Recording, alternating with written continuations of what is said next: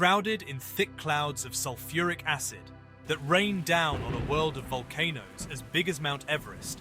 Venus is a planet of extreme conditions.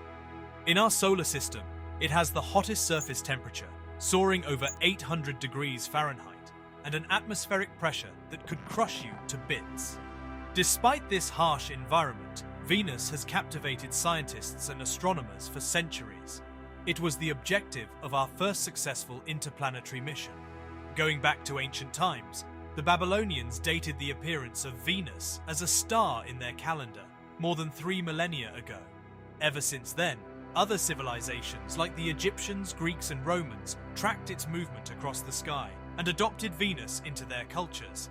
The name Venus is a gift from the Romans themselves, a homage to the goddess of love and beauty. Called by some as Earth's evil twin, Venus is a close neighbor of our planet. It is about the same mass and size as our home, yet somewhere along the way it went on a whole different path. So what secrets does Venus hold below its mysterious atmosphere? Why is Venus so similar but so different from our planet?